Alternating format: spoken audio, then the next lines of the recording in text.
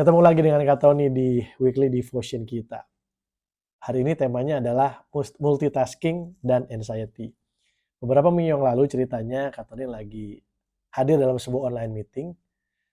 Dan karena Kak Tony kebiasaan multitasking, saya ikut meeting itu sambil ngeliatin handphone. Dan di handphone ada sebuah pesan masuk di WhatsApp yang bilang kalau saya harus ngecek sebuah resi pengiriman. Dan emang hari itu saya lagi menunggu sebuah pengiriman. Jadilah karena sambil multitasking, saya klik linknya yang ternyata adalah sebuah virus. Dan hari itu ada sedikit kebocoran terjadi di akun pembayaran online saya. Tapi puji Tuhan setelah di hard reset dan sebagainya aman. Tapi konsekuensinya adalah saya harus kehilangan begitu banyak data yang berharga dari handphone saya. Di situ Kak Tony belajar tentang betapa multitasking itu adalah sesuatu yang tidak baik, teman-teman. Dan ketika Kak Tony membaca beberapa sumber, ternyata multitasking ini juga adalah salah satu sumber utama dari kegelisahan, kekhawatiran gitu ya, dari anxiety. Ada beberapa alasan kenapa multitasking itu bisa meningkatkan level anxiety kita.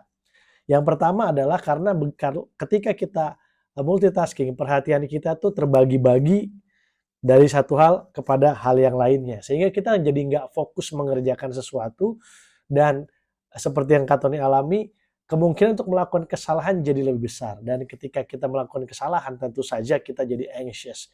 Kita jadi gelisah, kita jadi khawatir, kita jadi takut. Itu alasan yang pertama. Alasan yang kedua kenapa multitasking bisa meningkatkan level anxiety kita adalah karena otak kita itu bisa jadi kepenuhan dan overload kalau kita melakukan beberapa proses atau beberapa pekerjaan sekaligus.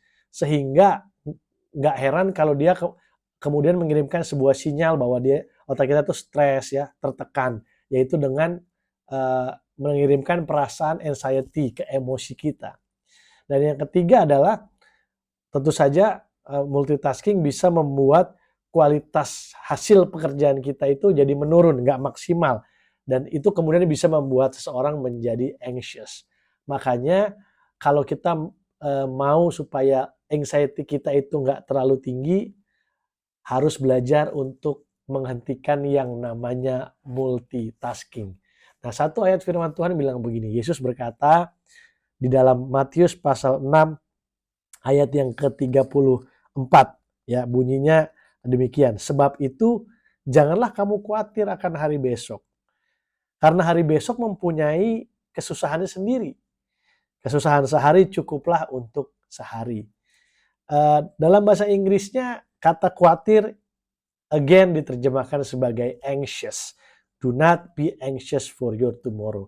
Memang ayat ini nggak langsung berbicara tentang multitasking. Tetapi Yesus menasihatkan kepada kita, umatnya, bahwa udahlah jangan terlalu banyak yang dipikirkan. Ya. Nggak usah terlalu banyak mikirin banyak hal. Pikirkan satu persatu aja. Karena kalau kita memikirkan terlalu banyak hal, kita akan jadi anxious. So, secara tidak langsung kita diajar untuk fokus, ya, untuk konsentrasi kepada satu hal saja. Dan kemudian itu akan membuat level anxiety kita menurun. Kak Tony berharap ini bisa menjadi pelajaran bagi kita bersama-sama.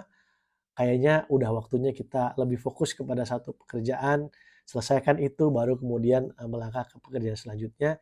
Dan saya percaya itu akan kemudian membantu kita untuk menurunkan tingkat stres, menurunkan tingkat anxiety kita. Stop multitasking.